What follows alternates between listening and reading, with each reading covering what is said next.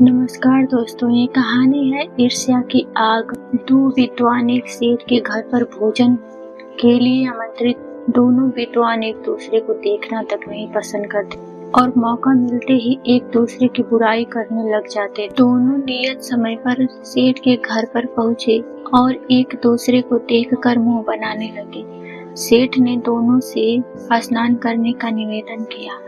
जब एक विद्वान नहाने चला गया तो सेठ जी ने दूसरे से कहा, महाराज, लगता है कि आपके साथ ही पहुंचे हुए विद्वान हैं। दूसरा विद्वान भला कैसे सुन सकता था। वह तपाक से बोला, अरे नहीं सेठ जी, इसका तो महानता से दूर दूर तक का कोई रिश्ता नहीं है। यह तो नीर बैल है। पता नहीं इसे लोग अपने यहाँ क्यों आमंत्रित कर लेते हैं। इसी समय उसका साथी नहाकर बाहर आता दिखाई दिया तो वह चुप हो गया।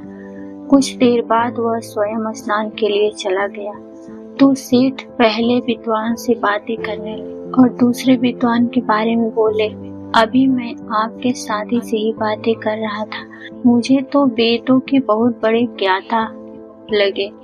सेठ जी की बात पर वह विद्वान हंसते हुए बोला, क्या सेठ जी, वाह, और अरे विद्वान, आपने देखे ही कहाँ है, वह तो नीरा गधा है। अपने साथी के वापस आते ही वह चुप हो गया।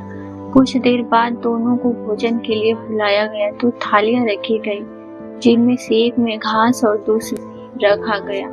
यह देख दोनों विद्वान बिदक कर सेठ जी से बोले, क्या आपने हमारा अपमान करने के लिए बुलाया है।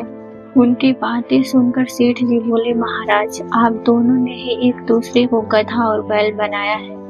गधा और बैल ही ऐसे ही खुराक तो खाते हैं, अब इसमें मेरा क्या दोष। यह सुनकर दोनों विद्वान शर्मिंदा हो गए।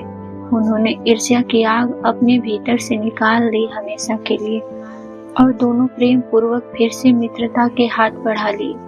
दोस्तों, यह कहानी कैसी लगी प्लीज कमेंट कर जरूर बताएं। अगर आप हमारे चैनल पर नए हैं तो लाइक सब्सक्राइब जरूर करें। धन्यवाद।